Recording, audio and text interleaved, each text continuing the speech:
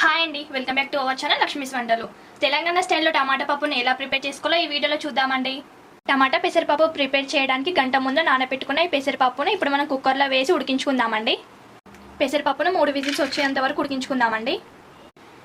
పప్పుకి సరిపడా వాటర్ పోసుకొని ఇప్పుడు మూత పెట్టి ఉడికించుకుందామండి.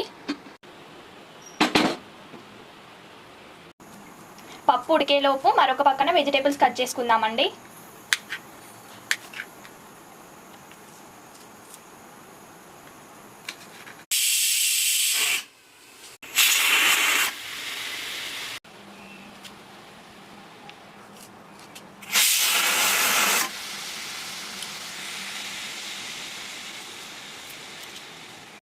చూడండి, పప్పు అయితే ఉడికింది.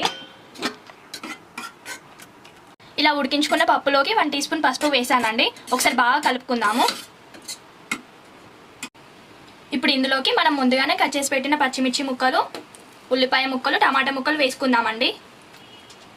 ఇందులోకి కొంచెం కరివేపాకు, రుచికి సరిపడా ఉప్పు వేసి ఒకసారి బాగా కలుపుకుందామండి.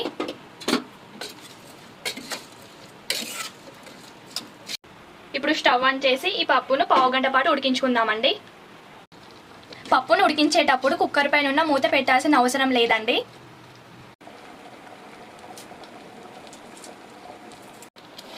పావుగంట పాటు ఉడికించుకున్న ఈ పప్పును ఇప్పుడు మనం పక్కన పెట్టుకొని పోపును రెడీ చేసుకుందామండి. మరొక పక్కన కడాయి పెట్టుకొని పోపుకు సరిపడా నూనె పోసుకుందామండి. నూనె వేడైందండి. ఇప్పుడు ఇందులోకి 1 టీ స్పూన్ జీలకర్ర వేసుకుందాము. అలాగే 1 టీ స్పూన్ ఆవాలు కూడా వేసుకుందామండి. ఇప్పుడు ఇందులోకి కచ్చాపచ్చగా దంచిన వెల్లిపాయలు వేసుకుందామండి. ఎండుమిర్చి అలాగే కొంచెం కరివేపాకు కూడా వేసుకుందాం. ఇప్పుడు కొంచెం కొత్తిమీర వేసుకొని చాబాక్ చేసుకుందామండి. మనం ప్రిపేర్ చేసిన పోపుని ఇప్పుడు మనం పప్పులోకి వేసుకుందామండి. తెలంగాణ స్టైల్లో టమాటా పప్పు అయితే ప్రిపేర్ అయిందండి. మరిన్ని వీడియోల కోసం మన ఛానల్ని సబ్స్క్రైబ్ చేసుకోండి. Thank you for watching this video.